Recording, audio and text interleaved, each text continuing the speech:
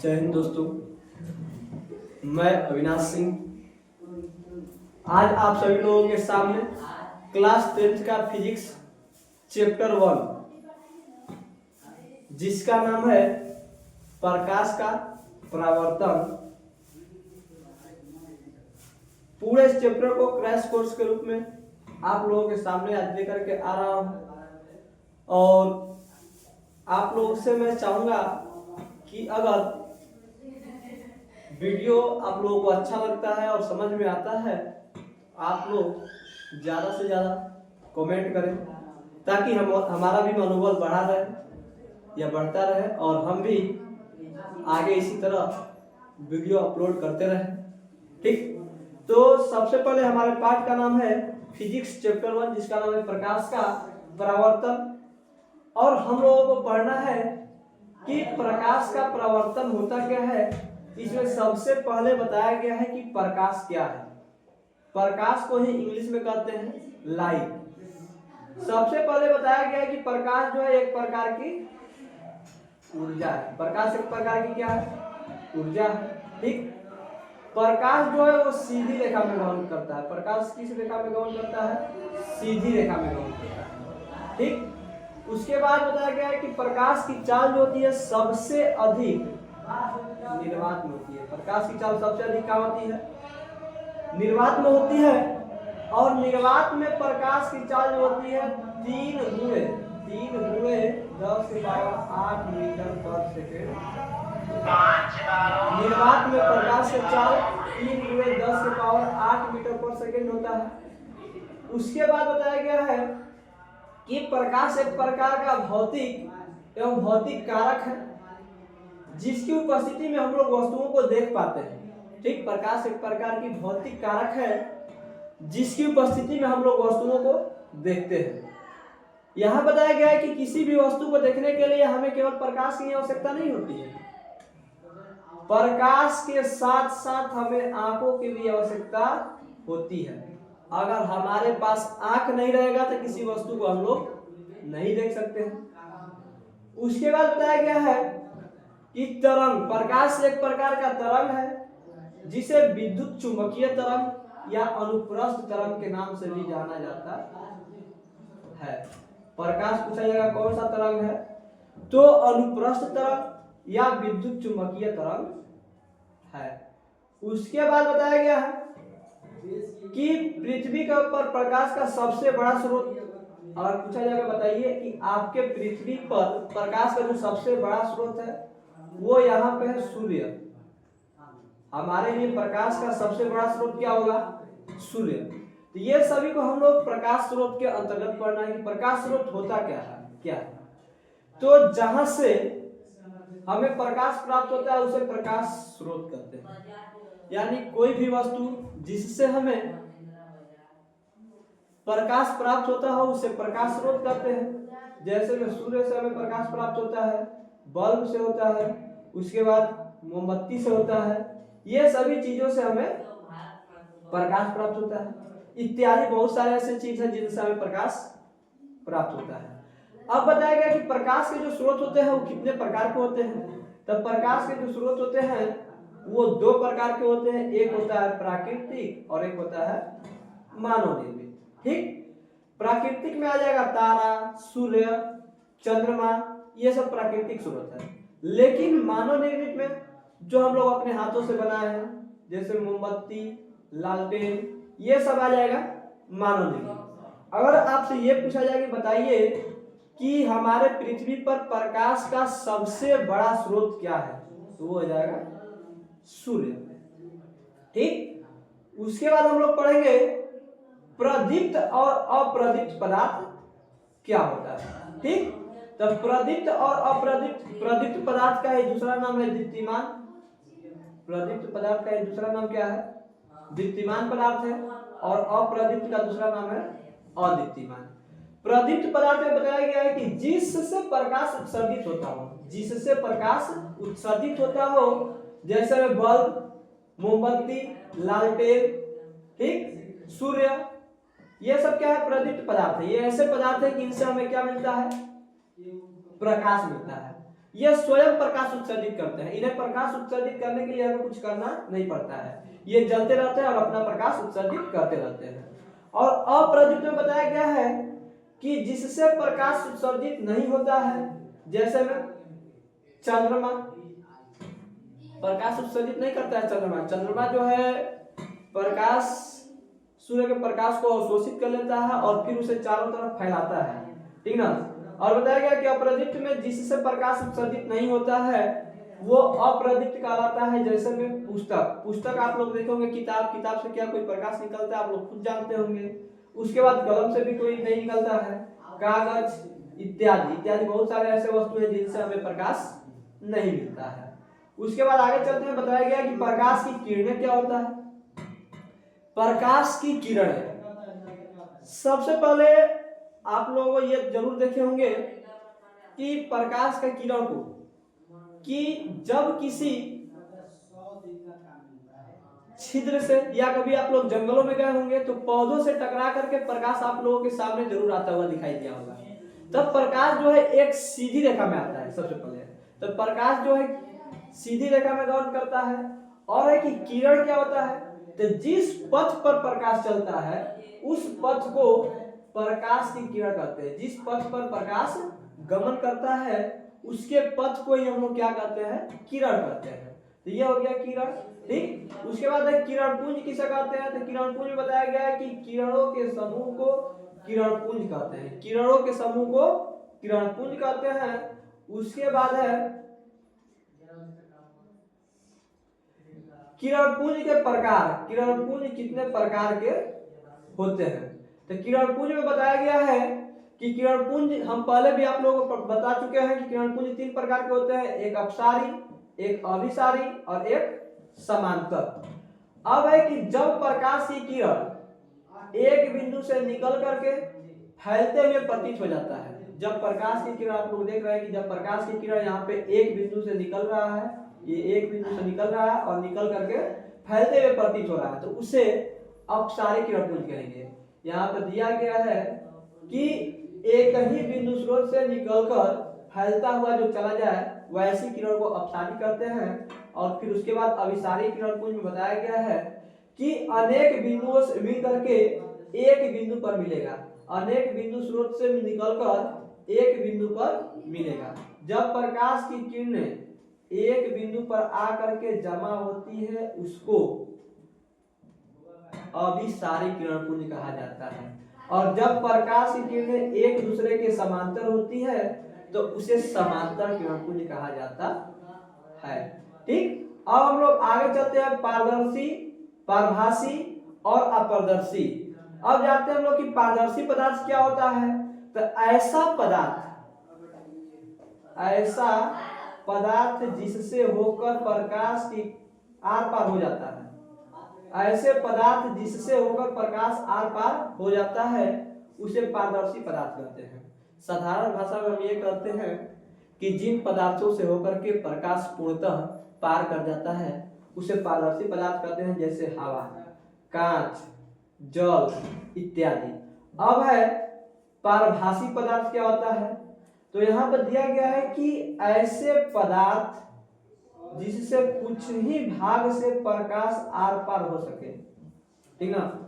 ऐसा पदार्थ जिससे के कुछ ही भागों से प्रकाश आर पार हो सके उसे पारभासी पदार्थ कहते हैं। जैसे तेल लगा कागज या घिसा हुआ कांच। जब आप घिसा हुआ कांच में प्रकाश परावर्तित करिएगा या आर पार करिएगा तो पूरा प्रकाश को पार नहीं करेगा, उसमें से कुछ ही प्रकाश जो है आर पार होगा और कुछ नहीं होगा। तो ऐसे पदार्थ को पारभासी पदार्थ कहते हैं, ठीक ना। अब बोला गया है अपारदर्शी पदार्थ किसे कहते हैं, तो अपारदर्शी में दिया गया है कि ऐसे पदार्थ जिससे होकर के प्रकाश बिल्कुल भी आर पार न हो सके। ऐसा पदार्थ जिससे होकर प्रकाश बिल्कुल आर पार ना हो सके उसे अपारदर्शी पदार्थ कहते हैं। यानी जिन पदार्थों से होकर के प्रकाश एकदम ही नहीं पार करता है उसको अपारदर्शी पदार्थ कहते हैं। जैसे आप लोगों ने पत्थर जरूर देखा होगा, ये बताइए कि क्या पत्थर से प्रकाश पार कर जाएगा? तो नहीं, पत्थर से कभी प्रकाश पार नहीं करता है। उसके बाद अगर आप लोग हमने ये कहे कि एक लकड़ी ले लीजिए, काठ ले लीजिए और काठ से प्रकाश को परावर्तित करिए तो होगा, तो काठ से भी प्रकाश परावर्तित नहीं होता है, क्योंकि वो अपारदर्शी पदार्थ होता है। जैसे में ईंट दिया गया है, दीवार दिया गया है, पुस्तक दिया गया है इत्यादि। अब इसके आगे हम लोग जानेंगे प्रकाश के परावर्तन। प्रकाश के परावर्तन के बारे में जानेंगे, जिसको इंग्लिश में कहते हैं रिफ्लेक्शन ऑफ लाइट। कि हम लोग जानेंगे इसमें कि प्रकाश का परावर्तन क्या होता है। तो हम जानते हैं कि जब प्रकाश किसी सतह से टकरा करके प्रकाश का वापस मुड़ जाना प्रकाश का परावर्तन कहलाता है, या किसी सतह से टकराकर प्रकाश का वापस मुड़ जाना ही प्रकाश का क्या कहलाता है? परावर्तन कहलाता है। जैसे मान लीजिए यहाँ पर आप एक चित्र देख रहे हैं और इस चित्र में दिखाया गया है कि ये एक सतह है, ये क्या है? यह एक सतह है, ठीक ना। और इस सतह पे यहाँ से प्रकाश की किरणें क्या हो रही है? आ रही है। तो परावर्तक सतह पे आने वाली किरण को आपतित किरण, और इससे टकरा करके ये जो किरण जा रही है इसको क्या कहेंगे? परावर्तित किरण, ठीक। और परावर्तक सतह के जिस बिंदु पर ये आपतित किरण आई है उस बिंदु को आपतन बिंदु कहेंगे। चलिए इतना हम समझ रहे हैं कि आप लोगों को समझ में आ चुका होगा। अब आगे हम चलते हैं। अब दिया गया परावर्तन के नियम। परावर्तन में क्या नियम होते हैं ये जानेंगे हम लोग। बताया गया कि प्रकाश के परावर्तन के 2 नियम होते हैं, ठीक है। प्रकाश के परावर्तन के कितने नियम होते हैं? 2 नियम। एक आपतन कोण परावर्तन कोण के बराबर होता है, और दूसरा नियम के अनुसार बताया गया है कि आपतित किरण और परावर्तित किरण और आपतन बिंदु पर डाला गया जो विलंब होता है, तीनों क्या होते हैं? तो एक ही समतल में होते हैं, ठीक। तो वही लिखा गया है कि आपतन कोण जो होता है परावर्तन कोण के बराबर होता है, और दूसरा आपतित किरण, परावर्तित किरण और आपतन बिंदु पर डाले गए लंब तीनों एक ही समतल में होते हैं, ठीक। उसके आगे अब हम लोग आगे पढ़ेंगे। आगे बताया गया है कि आपतित किरण और अभिलंब के बीच बना कोण को, आपतित किरण और अभिलंब के बीच में जो कोण बनता है उसको आपतन कोण कहते हैं, और परावर्तित किरण और अभिलंब के बीच जो कोण बनता है उसको परावर्तन कोण कहते हैं, ठीक ना। आपतित किरण और अभिलंब के बीच बने कोण को आपतन कोण, और परावर्तित किरण और अभिलंब के बीच बने कोण को परावर्तन कोण कहते हैं, ठीक। आपतन कोण बराबर परावर्तन कोण होता है। उसके बाद यदि आपतन कोण 60 डिग्री है तो परावर्तन कोण का मान कितना होगा? तो हम जानते हैं कि आपतन कोण परावर्तन कोण के बराबर होता है, इसलिए परावर्तन कोण का भी मान 60 डिग्री होगा, ठीक। उसके बाद बताया गया कि यदि कोई किरण सतह पर लंबवत आपतित होती है तो परावर्तन कोण का मान होगा। तो लंबवत का मतलब होता है कि कोई परावर्तक सतह हो गया उस पे एकदम सीधा पड़ा है, ठीक ना। यदि कोई सतह पे आपतित किरण लंबवत पड़ रही है तो परावर्तन कोण का जो मान होता है वो होता है 0 डिग्री। कितना होगा? 0 डिग्री। अब हम लोग चलते हैं आगे। आगे बताया गया है कि बिंदु स्रोत से आती हुई प्रकाश की किरणें दर्पण से परावर्तन के बाद जिस बिंदु पर मिलती है या मिलती हुई प्रतीत होती है उस बिंदु स्रोत को उस वस्तु का प्रतिबिंब कहते हैं, ठीक ना। इसको हम साधारण भाषा में कह सकते हैं कि किसी बिंदु स्रोत से आ रही प्रकाश की किरण परावर्तन या अपवर्तन के बाद जिस बिंदु पर मिलती है या मिलती हुई प्रतीत होती है उसे हम उस वस्तु का प्रतिबिंब कहते हैं। और एक डेफिनेशन जो है हमारे डिस्प्ले पर भी दिख रहा है, जो ये दिख रहा है सामने वाला, ये भी प्रतिबिंब का परिभाषा याद कर सकते हैं, ठीक। उसके बाद चलते हैं हम लोग आगे। अब बताया गया है कि प्रतिबिंब के प्रकार। प्रतिबिंब कितने प्रकार के होते हैं? तो प्रतिबिंब मुख्यतः 2 प्रकार के होते हैं, एक वास्तविक प्रतिबिंब और एक काल्पनिक प्रतिबिंब। काल्पनिक प्रतिबिंब का दूसरा नाम होता है आभासी प्रतिबिंब। अब जानते हैं कि वास्तविक प्रतिबिंब किसे कहते हैं? तो किसी बिंदु स्रोत से आ रही प्रकाश की किरणें दर्पण से परावर्तन के बाद जिस बिंदु पर वास्तव में मिलती है उसको वास्तविक प्रतिबिंब कहते हैं, और किसी बिंदु स्रोत से आ रही प्रकाश की किरणें परावर्तन के बाद किसी बिंदु पर आती हुई प्रतीत होती है या किसी बिंदु स्रोत से आती हुई प्रतीत होती है तो उसे वास्तविक नहीं बल्कि काल्पनिक प्रतिबिंब कहा जाता है। ठीक है, अब हम लोग आते हैं, काल्पनिक का मतलब होता है सीधा, काल्पनिक प्रतिबिंब का मतलब होता है सीधा और वास्तविक प्रतिबिंब का मतलब होता है उल्टा। काल्पनिक प्रतिबिंब जो होता है हमेशा सीधा होता है और वास्तविक प्रतिबिंब हमेशा क्या होता है, उल्टा होता है। ठीक, इसके बाद हम लोग आगे चलते हैं, ठीक ना। उसके बाद बताया गया है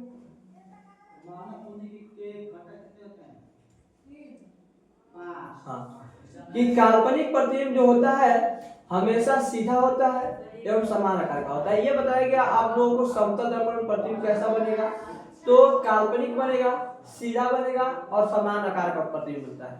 कभी भी काल्पनिक प्रतिबिंब समतल दर्पण में कैसा बनेगा, काल्पनिक बनेगा, सीधा बनेगा और समान आकार का बनेगा। प्रतिबिंब दर्पण के उतना ही पीछे बनेगा जितना वस्तु की प्रतिबिंब आगे रहेगा। उसके बाद इसका पार्श्व परिवर्तन उल्टा होता है। समतल दर्पण का जो पार्श्व परिवर्तन होता है वो क्या होता है, उल्टा होता है।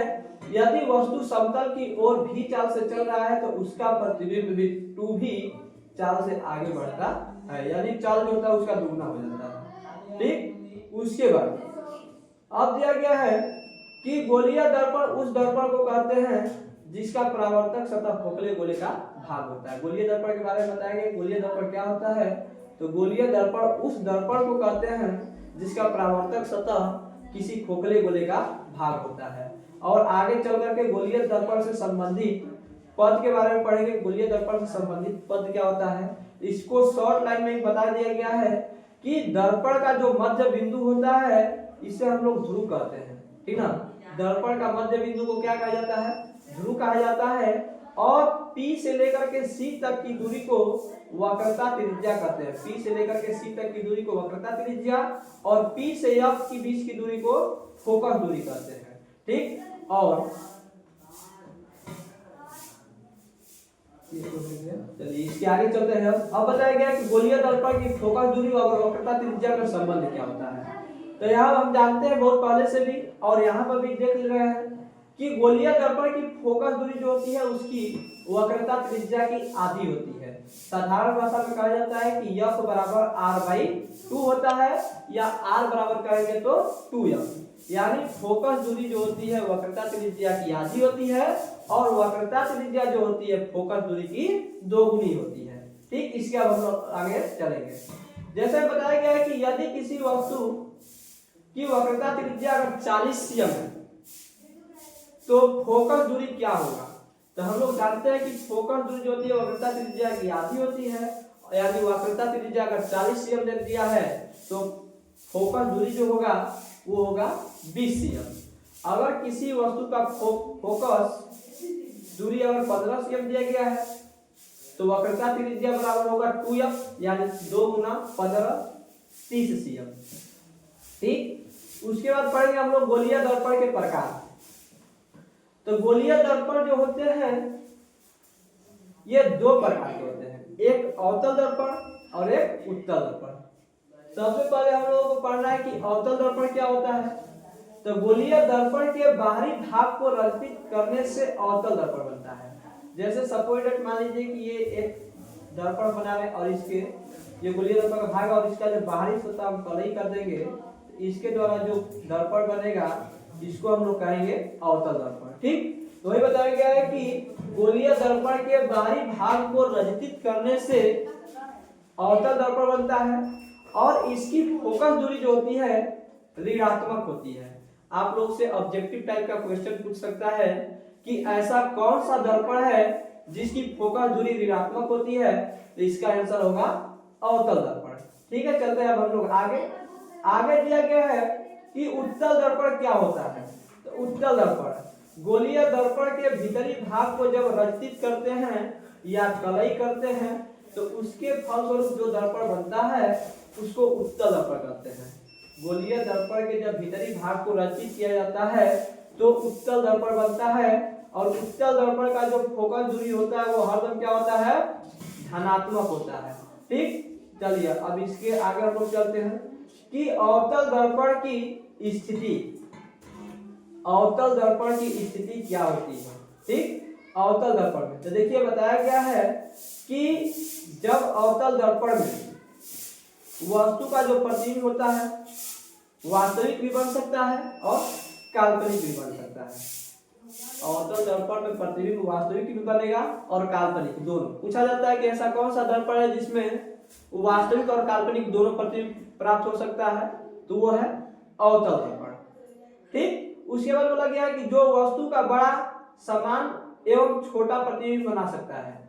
अवतल दर्पण ही ऐसा दर्पण है जो वस्तु का बड़ा भी प्रतिबिंब बनाता है, वस्तु का छोटा भी प्रतिबिंब बनाता है और वस्तु के समान आकार का भी प्रतिबिंब बनाता है। ठीक, इसके आगे हम लोग चलते हैं।